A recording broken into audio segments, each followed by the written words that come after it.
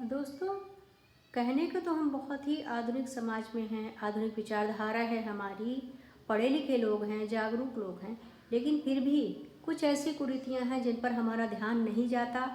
हम ध्यान देना नहीं चाहते या जानते हुए भी अनजान बने रहना चाहते हैं। तो इसी विषय पे आज मेरा ये वीडियो है और एक कुरीति के बारे में आपका ध्यान आकर्षित करना चाहूँगी और आपके सुझाव और राय भी जानना चाहूँगी।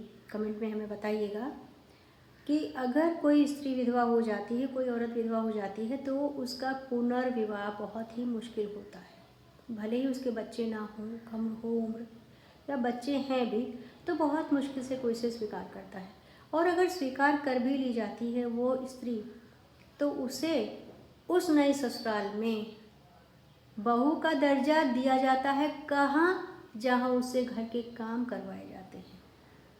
लेकिन जब शुभ कार्य का समय आता है तो उसे विधवा ही माना जाता है, पहले पति की। भले ही पूरे रीति रिवाज के साथ, संस्कारों के साथ आपने उसका पुनर्विवाह कराया है अपने घर के सदस्य, पुरुष सदस्य के साथ, फिर भी आप उसे वो सम्मान नहीं देते जिसकी वो हकदार है। तो ऐसा क्यों है? क्या वो स्त्री हमेशा के लिए विधवा हो गई?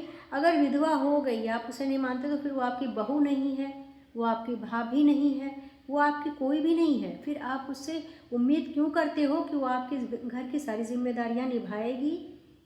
आप उसको अधिकार क्यों नहीं देते हो? उसे उसी पहले पति की विधवा मानकर ही आप चलते हो। तो प्लीज़ ऐसा ना करिए। वो भी एक इंसान है। अगर पुरुष 10 शादियां करके भी कुंवारा रह सकता है, तो अगर एक विधवा औरत है तो उसे उसका सम्मान दीजिए। उसे पहले पति की विधवा समझकर उसके साथ ऐसा व्यवहार ना करिए। मैं आपसे सिर्फ इतना कहना चाहती हूँ कि उस महिला को, उस स्त्री को उस चीज़ के लिए सज़ा ना दीजिए जो उसने किया ही नहीं।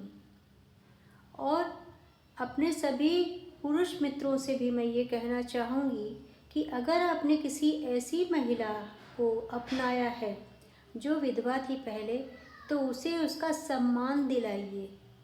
अपने परिवार वालों से कहिए कि वो इस घर की सदस्य है और उसके साथ कुछ भी गलत ना हो।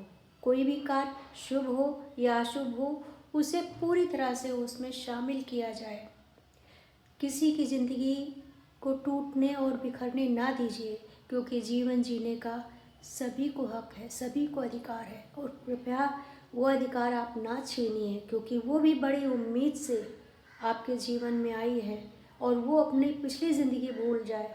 ये आपका कर्तव्य है कि आप उसे भूलने का मौका दीजिए।